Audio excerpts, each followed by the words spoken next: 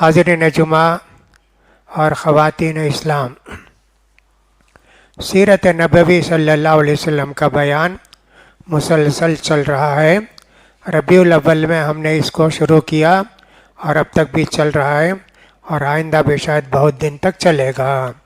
اللہ فرماتے ہیں سورہ احزاب کے اندر، تمہارے لیے نبی کریم صلی اللہ علیہ وسلم میں بہترین نمونہ ہے۔ یہ نمونہ وہ اپنائے گا جس کو اللہ پر آخرت پر پورا یقین ہوگا اور اللہ سے ڈر کر اللہ کا ذکر کرتے ہوئے زندگی گزارے گا۔ نبی کریم صلی اللہ علیہ وسلم ہمارے لیے ہر طرح نمونہ ہے، کھانے میں، اٹھنے میں، بیٹھنے میں، پینے میں، چلنے میں، پھرنے میں، سلوک کرنے میں، بیویوں کے ساتھ، بچوں کے ساتھ، سب نمونہ ہیں۔ یہ سب نمونہ اپنانا آسان ہے، اس میں کوئی تکلیف نہیں ہے، کوئی پریشانی نہیں ہے، لیکن مصیبتوں میں، تکلیفوں میں برداشت کرنا یہ بہت بڑا کام ہے۔ اور ایسی صورت میں ہم کو نبی یاد آتے ہیں۔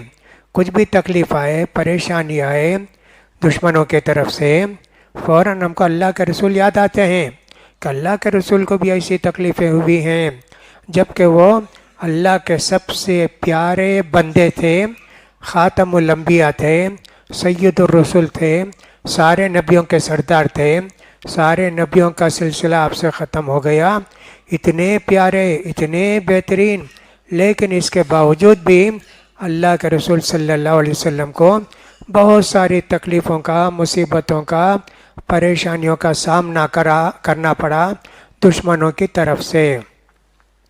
یہ دنیا جو ہے اس کو عالم اسباب کہتے ہیں، یعنی یہاں ہر چیز کے لیے اللہ نے ایک سبب رکھا ہے، وہ ہوتا ہے۔ نبی کریم صلی اللہ علیہ وسلم معراج کو تشریف لے گئے۔ معراج کو تشریف لے گئے تو کتنے دیر میں؟ تھوڑی دیر میں جا کر آ گئے۔ مسجد حرام سے بیت المقدس کو گئے، پھر وہاں سے ساتوں آسمان کی سیر کر کے انبیاء کرام سے ملاقات کر کے دنیا میں واپس تشریف لائے اور پھر مکے کو پہنچ گئے۔ اب ہجرت کا واقعہ میں نے پچھلی مرتبہ ذکر کیا کہ اللہ کے رسول صلی اللہ علیہ وسلم اور حضرت ابو بکر صدیق رضی اللہ تعالیٰ عنہ غار ثور میں 3 دن گزارے۔ انتہائی تکلیف کا عالم، پریشانی کا عالم، نکل کے گئے، پیدل گئے، تقریباً 7 کلومیٹر جا کے اس غار کے اندر بیٹھے۔ وہ غار نیچے تھا، غار نیچے تھا۔ ابو بکر صدیق رضی اللہ تعالیٰ نے کہا، اللہ کے رسول رک جائیے، میں اس غار میں بار بار آتا تھا، دیکھ کر آ جاتا ہوں۔ اندر جا کے سارے غار کو صاف کیا، جو کچھ سوراخ تھے اس کو بند کیا، جب پتھر نہیں ملے تو اپنے کپڑے پھاڑ کر ان سوراخوں کو بند کیا۔ نبی کریم صلی اللہ علیہ وسلم سے حضرت ابو بکر صدیق رضی اللہ تعالیٰ عنہ کتنی محبت تھی اور کتنی عزت کرتے تھے اللہ کے رسول صلی اللہ علیہ وسلم کی۔ اللہ اکبر، اپنی جان دینے کے لیے تیار ہیں حضرت ابو بکر صدیق، لیکن اللہ کے رسول صلی اللہ علیہ وسلم کو کوئی کیڑا کاٹے، کوئی جانور کاٹے، اس کو پسند نہیں کرتے تھے۔ یہی واقعہ حضرت خبیب رضی اللہ تعالیٰ عنہ کو بھی آتا ہے۔ ان کو کافر گرفتار کر کے لے گئے حضرت خبیب رضی اللہ تعالیٰ عنہ کو کہ ان کو قتل کرنا ہے، اس لیے کہ بدر کی لڑائی میں ان لوگوں نے ہمارے رشتہ داروں کو قتل کیا۔ پکڑ کر لے گئے حضرت خبیب رضی اللہ تعالیٰ عنہ کو، کمرے میں بند کر دیا۔ اس زمانے میں وہی ایک جیل تھی، کمرے میں بند کر دیتے اور تالا لگاتے تھے، اتنا تھا۔ پھر اس کے بعد کیا ہوا؟ وہاں چند دن تھے کمرے میں۔ ایک دن ایسا ہوا کہ ان کی جو لڑکی تھی جس گھر میں بند تھے، وہ چاقو لے کے حضرت خبیب کے پاس چلی گئی۔ اب عورتیں پریشان ہو گئیں، ہماری بچی کا گلا کاٹ دیں گے، فلاں کریں گے۔ حضرت خبیب نے کہا نہیں، مسلمان ایسے دھوکے باز نہیں ہیں، بے رحم نہیں ہیں، ہم تمہاری بچی کو کچھ نہیں کریں گے، ایسا کر کے واپس کر دیے۔ ان کو بھی شاید جیسے حضرت مریم علیہ السلام کو میوہ آتا تھا جنت کا، شاید حضرت خبیب کو بھی آتا تھا، واللہ عالم۔ پھر پکڑ کے لے گئے قتل کرنے کے لیے۔ عام طور پر لوگ کہتے ہیں پھانسی چڑھانے کے لیے، حالانکہ پھانسی نہیں تھی، قتل کرتے تھے۔ اس وقت حضرت خبیب سے کافروں نے کہا، خبیب آج سمجھ میں آ گیا نا محمد پر ایمان لانے سے کتنا بڑا نقصان ہوتا۔ آج تم سوچو گے کاش محمد میری جگہ ہوتے اور میں چھوٹ جاتا تو کتنا اچھا تھا۔ کہا رے ایسے کہتے ہو؟ محمد صلی اللہ علیہ وسلم کے پیر میں کانٹا چبانے کے لیے بھی کہیں گے میری جان کے بدلے، میں کہوں گا نہیں کانٹا نہیں چبانا، مجھے قتل کر دو۔ اتنی محبت کا ثبوت انہوں نے دیا، ویسے حضرت ابوبکر صدیق نے بھی دیا۔ 3 دن تک اس غار میں تھے۔ اب جانا ہے ان کو مکے سے مدینے کو۔ مکے سے مدینہ نارتھ میں پڑتا ہے، شمال میں پڑتا ہے، لیکن مکے سے نکل کر غار ثور میں سعود کو آئے، وہاں 3 دن چھپے رہے۔ اس زمانے کے اندر قدم دیکھ کر پہچان لیتے تھے یہ کون ہے، کیا ہیں، کدھر گئے ہیں، قدم دیکھ کے پہچانتے تھے۔ آج وہ سب نہیں رہا۔ نبی کریم صلی اللہ علیہ وسلم کے ایک آزاد کردہ غلام تھے، ان کا نام تھا زید ابن حارثہ۔ ان کے بیٹے تھے اسامہ، بیٹے کالے، ماں باپ گورے۔ اب لوگ بولتے بھئی یہ کیسا ہے، گورے کو گورا پیدا ہوا نا، گورے کو کالا کیسے پیدا ہوتا؟ ذرا شک کرتے تھے ان کے نسب میں۔ اللہ کے رسول کو بڑی تکلیف ہوتی تھی کہ صاحب ایسا الزام لگاتے ہیں۔ ایک دن مسجد نبوی میں باپ بیٹے سو رہے تھے چادر اوڑھ کے، صرف ان کے پاؤں کھلے تھے۔ ایک آدمی جو مزجد مدلجی تھا، مدلج قبیلہ تھا، اس کے لوگ ماہر، وہ دیکھ کر بولا کیا بھائی باپ بیٹے سو رہے ہیں کیا؟ ایسے بولا، سارے مدینے میں پھیل گئی بات۔ ہاں مدلجی بول دیا کہ باپ بیٹے صحیح ہیں۔ اللہ کے رسول کو کتنی خوشی ہوئی، قیافہ شناس اس کو بولتے ہیں۔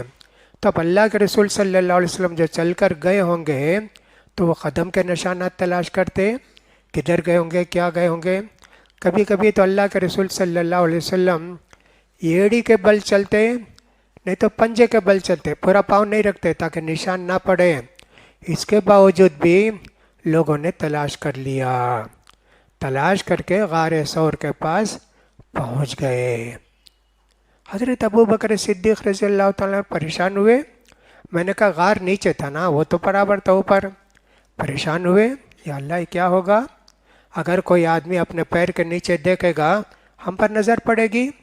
ایسے ان کو پریشانی ہوئی، لیکن اللہ کے رسول صلی اللہ علیہ وسلم اطمینان کے ساتھ نماز پڑھتے تھے۔ کہا فکر کی بات نہیں جی، کیا تم خیال کرتے ہو، اللہ ہمارا ہے نا، ان اللہ معنا، اللہ ہمارے ساتھ ہے۔ وہاں تک تلاش کرے جی۔ یہ تیسرا دن تلاش کرنے کے بعد ختم ہو گیا قصہ۔ کہا کہ صاحب یہاں سے آگے نہیں بڑھے ہو، یہیں بھی کہیں چھپ کر ہیں۔ اس لیے وہ تلاش کرتے کرتے غار کے پاس بھی آئے۔ لوگوں نے لکھا ہے غار کے پاس آ کے ان لوگوں نے کہا کہ اندر گھس کر دیکھیں گے اس میں چھپ کر ہیں کیا؟ لوگوں نے کہا رے جان دینا ہے کیا، اس کے اندر کوئی گھسے گا کیا؟ مکڑی دیکھے نہیں، پرانا جالا، اگر یہ جاتے تو مکڑی کے جالے سب ٹوٹ جاتے نہیں۔ کبوتری دیکھو انڈا دی ہے، انسان جہاں رہتا ہے کبوتری وہاں بھاگ جاتی نہیں رہتی۔ اس طرح کہا کہ وہ خود بھی ختم ہو گئے۔ ابی نے خلف نے کہا کہ صاحب یہ بالکل بیکار بات ہے، جھوٹی بات ہے جی، نہیں ہے یہاں کون بھی۔ خود اللہ نے ان کو پھیر دیا، اللہ نے ان کے دلوں کو بدل دیا، ورنہ اتنی محنت کیے اندر گھس کر دیکھتے تو کیا ہوتا؟ کوئی آدمی بیٹھ کر بھی وہاں پیشاب بھی کیا، ایسا بھی کسی نے لکھا ہے۔ کتنی باتیں ہوئی جی، اللہ کے رسول اطمینان سے ہیں۔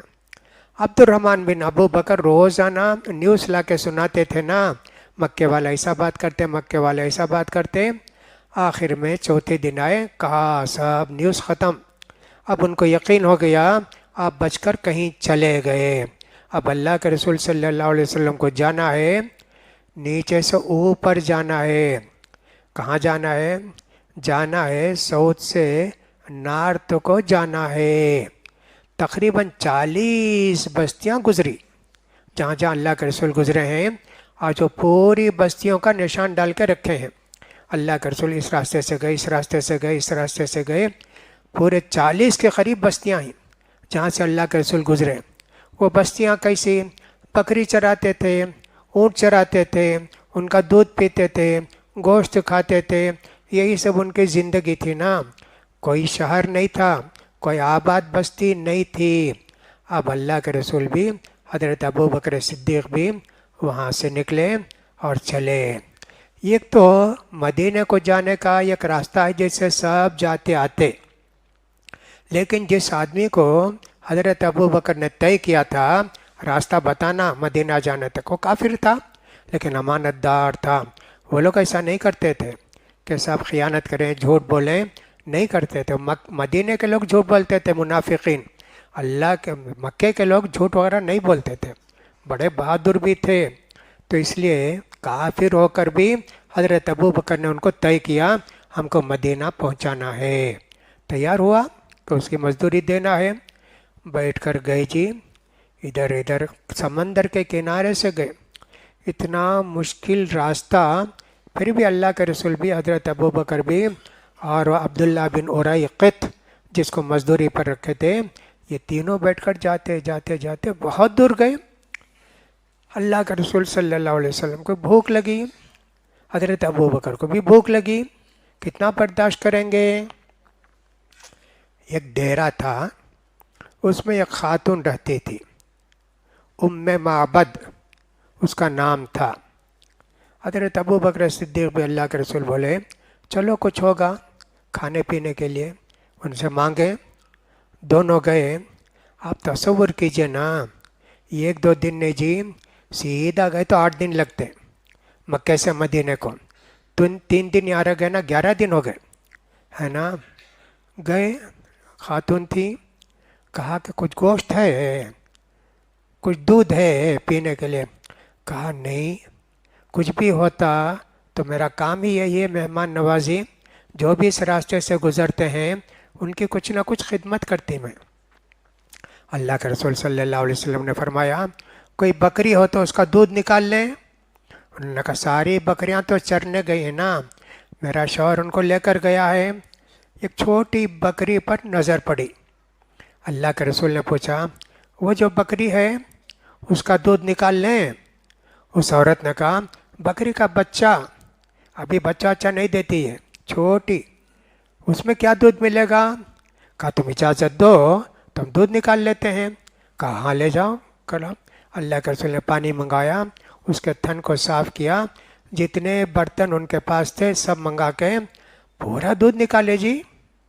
اللہ کے رسول بھی پیے، عبداللہ بن اریقط بھی پیے، حضرت ابو بکر بھی پیے، پی کر اتنا دودھ بچا۔ یہ عورت حیران ہو گئی، شوہر آئے ان کے گھر میں دودھ دے کے حیران ہو گئے، یہ دودھ کہاں سے آیا؟ کہا کہ اب ابھی تھوڑی دیر پہلے ایک آدمی آئے ہیں، دنیا کا سب سے بڑا جادوگر ہوگا۔ جادوگر کا مطلب ہوتا ہے سب سے بڑا عالم، سب سے بڑا کرامت والا، معجزے والا۔ کہا اچھا کیسے تھے وہ؟ اب انہوں نے پوری تفصیل، اللہ کے رسول دودھ دوہے اور سب دودھ پیے، پورا نوٹ کر لی کہ اللہ کے رسول کا چہرہ کیسا ہے، بال کیسے ہیں، موٹے ہیں کہ دبلے ہیں، بہت اونچے ہیں کہ گڈھے ہیں، پوری تفصیل اس نے تفصیل معلوم کر لی۔ بات کرتے ہیں تو اللہ کے رسول کے ہونٹ کیسا کھلتے ہیں، آپ کے دانت کیسے ہیں، عجیب و غریب، اتنا بڑا سنائی۔ اس کے شوہر نے کہا ہاں یہی وہ آدمی ہیں جن کے لیے مکے والوں نے اعلان کیا ہے زندہ یا مردہ پکڑ کر لائے تو 100 اونٹ ایک آدمی کے بدلے، 2 آدمی نا، 200 آدمی کے بدلے، 2 آدمی کے بدلے 200 اونٹ، یہی معلوم ہوتے ہیں وہ آدمی۔ لیکن چونکہ اتنی باتیں سن کر ان کی ہمت نہیں ہوئی کہ جا کے تلاش کریں، ان کو پکڑ کر لائیں، نہیں کر سکتے تھے نا۔ پھر یہاں سے اللہ کے رسول صلی اللہ علیہ وسلم کا آگے کا سفر شروع ہوا۔ ایک اور بھی واقعہ پیش آیا ہجرت میں. اللہ کے رسول صلی اللہ علیہ وسلم گزر رہے تھے، ایک بستی تھی، وہاں ایک آدمی تھے سراقہ بن مالک جعشم مدلجی. ان کو یہ خبر مل گئی تھی ان کو زندہ یا مردہ پکڑ کر لائے، ایک آدمی کے بدلے 100 اونٹ. ایک آدمی نے کہا 3 آدمی کوئی جا رہے تھے سمندر کے کنارے سے میں دیکھا. اس نے کہا خاموش، اشارہ کیا، خاموش ہو گیا.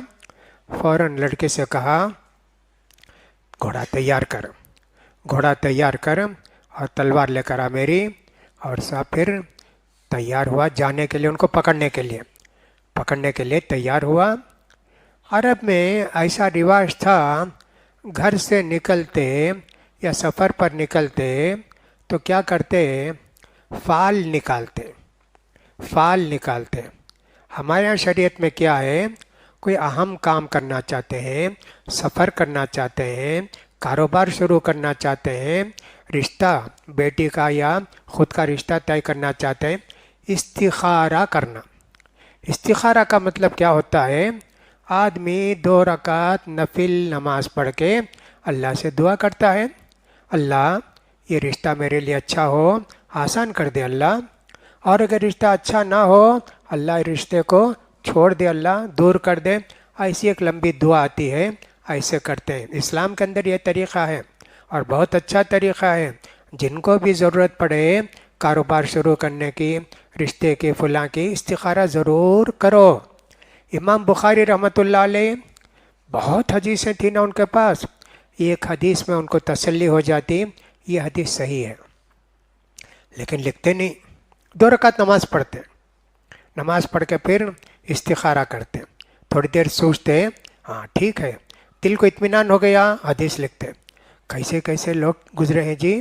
امام بخاری رحمۃ اللہ علیہ اگر ان کی کتاب کے اندر 4.5 حدیثیں ہیں، 4.5 حدیث کے لیے ایک حدیث کے لیے انہوں نے استخارہ کر کے لکھا ہے. اسی لیے دنیا کی قرآن کے بعد سب سے صحیح کتاب بخاری رحمۃ اللہ علیہ کی صحیح البخاری ہے. تو اس طرح ان کے زمانے میں ایسا تھا، کہیں بھی نکلنا ہو فال نکالتے. مکے میں بھی ایسا تھا، ہر جگہ ویسا تھا. فال کا کیا مطلب ہوتا ہے، کوئی ڈبہ سمجھ لیے ہمارے یہاں اس وقت کا، اس کے اندر چھوٹے چھوٹے تیر ہوتے، اس کے اندر لکھا ہوتا یس نو لا نعم، ایسا لکھا ہوتا. جاتے ہوئے آنکھ بند کر کے ایک تیر نکالتے، پڑھتے، اس میں اگر لکھا ہے لا، مت جاؤ، مت شروع کرو، یہ بابار نہیں، یہ سفر نہیں. اٹھائے، لا نکلا. لیکن 200 اونٹ ان کے نگاہوں کے سامنے آتے، 200 اونٹ ملیں گے، پھر بھی اس کو رکھ دیے، لکھ کر جو ہے گھوڑے پر بیٹھے اور گئے. جاتے وقت نظر آ گئے اللہ کے رسول بھی، حضرت ابو بکر بھی اور عبداللہ بن اریقط نظر آ گئے. اب پھر انہوں نے تیر نکال کے دیکھا، پھر بھی وہی آیا، نہیں جانا. لیکن آگے بڑھے، حضرت ابو بکر بار بار پیچھے دیکھتے، کہتے اللہ کے رسول آ رہا ہے. کہا چلو جی اللہ پر بھروسہ رکھو. اس کے گھوڑے کے دونوں پاؤں زمین میں دھس گئے، گر پڑا.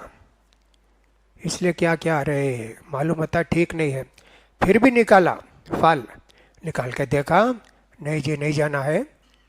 لیکن پھر وہی 200 اونٹ کی بات، اور آگے بڑھا تو اب اس کے سامنے کے نہیں پورے پیر دھس گئے زمین میں. بولا ابو بکر اور محمد سنو، میں تکلیف نہیں دوں گا، مجھے بچاؤ، میرے گھوڑے کو نکال دو، مجھے لیے دعا کرو، کچھ بھی بہت بولا. تو اللہ کے رسول نے دعا کی تو گھوڑا نکل گیا. اب جا کے بولا میں اتنی دیر آپ کو پکڑنے کے لیے آتا تھا، اب جو پکڑنے آتے نا ان کو سب واپس کروں گا، میں آپ سے وعدہ کرتا ہوں. دل بدل گیا. اللہ کے رسول نے پوچھا تجھے پیسے کی ضرورت ہے کیا، پیسے کے حرص میں، 200 اونٹ کے حرص میں تجھے میں پڑھنا چاہتا تھا کیا؟ ہاں اللہ کے رسول. کہا میں تجھے اس سے بہتر دیتا ہوں. پھر اللہ کے رسول صلی اللہ علیہ وسلم نے فرمایا کسرا جو بادشاہ ہے ایران کا، کنگن پہنتا، سونے کے کنگن. اس زمانے میں بادشاہ سب دربار میں بیٹھتے تو ایسے ہی بڑا امامہ باندھتے، زیور وغیرہ پہن کے بیٹھتے تھے، دیکھے تو بادشاہ کی عزت رہنا، ویسا تھا. وہ فتح ہوگا ایران تو کنگن تیرے ہاتھ میں پہنائے جائیں گے، ایسے بولے اللہ کے رسول۔ اب وہ مسلمان ہوئے کہ نہیں ہوئے اللہ کو معلوم، بہرحال مسلمان ہو گئے ہوں گے، اب لکھ کر دیے یا بولے، واللہ عالم، بولے۔ حضرت عمر رضی اللہ تعالیٰ نے جب ایران فتح کیا تو کہا جس سے بھی اللہ کے رسول نے کوئی وعدہ کیا ہے آؤ بتاؤ اور میں یہ وعدہ پورا کرتا ہوں۔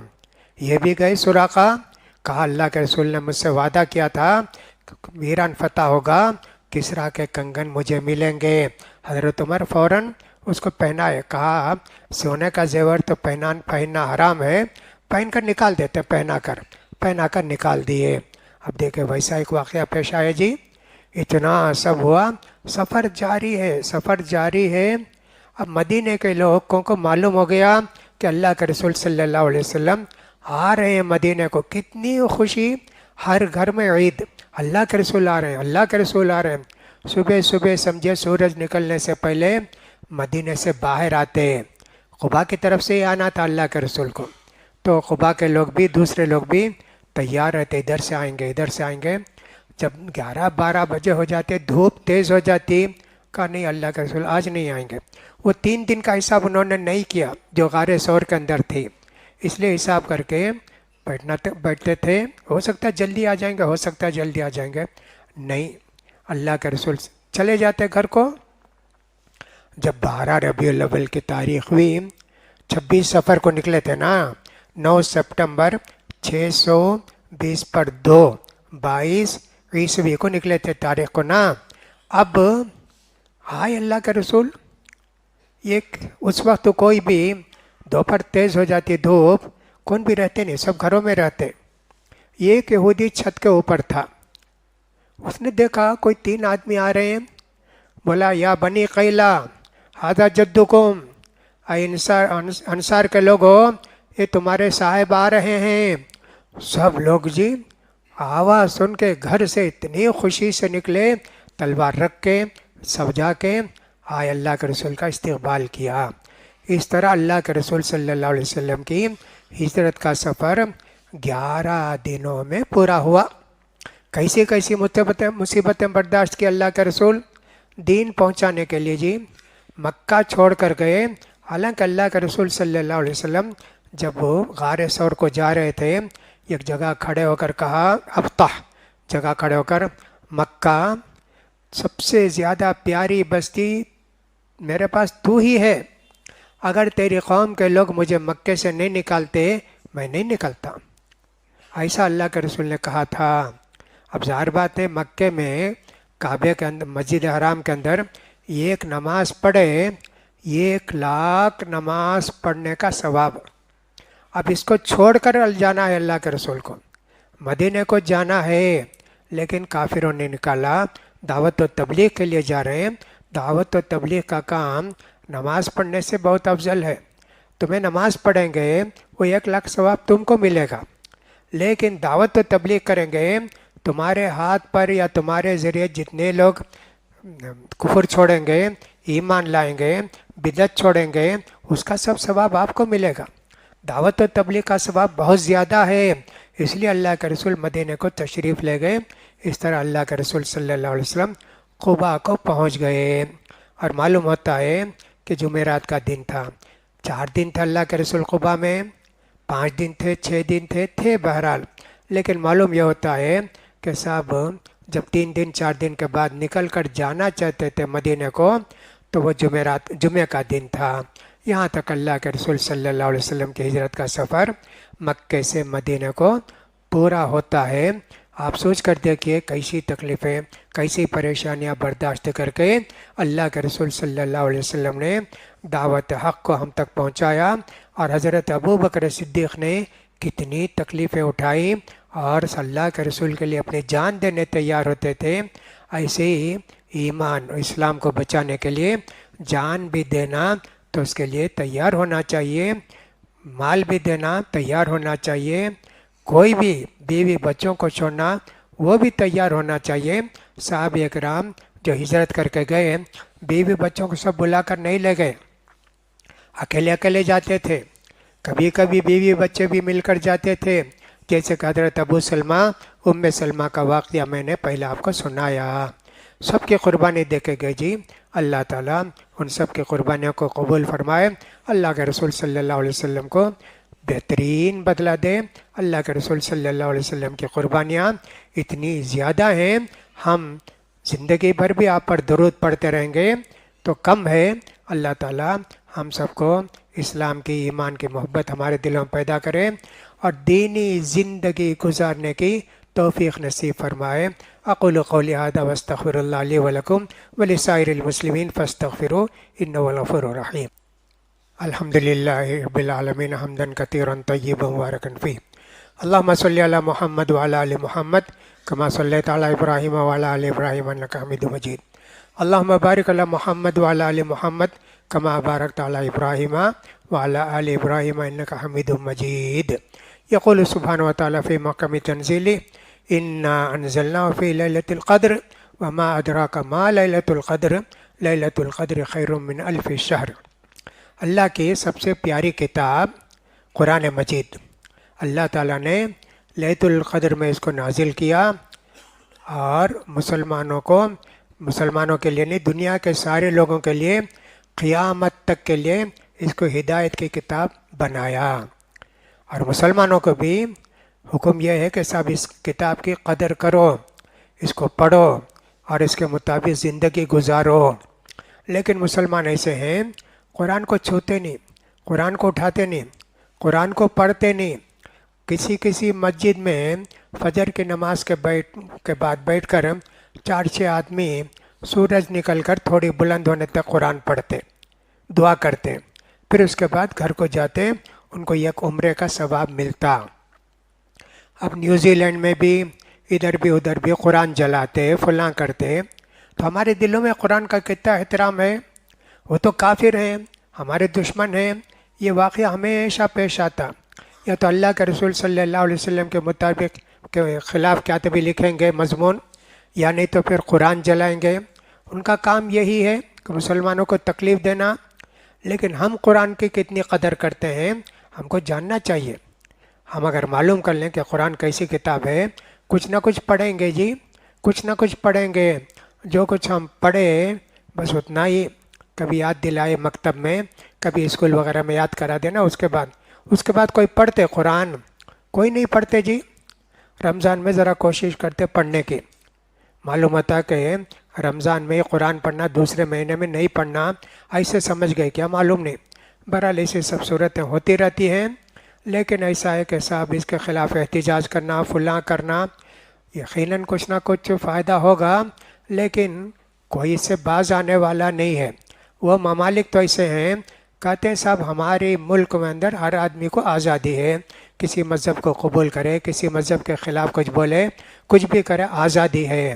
ان کے یہاں ویسی آزادی ہے.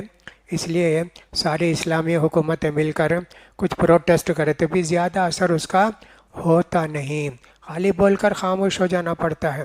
بہرحال قرآن کی قدر کیجئے اور قرآن کو پڑھتے رہیے اور اللہ سے بھی دعا کیجئے ان ظالموں کو اللہ ہدایت دے.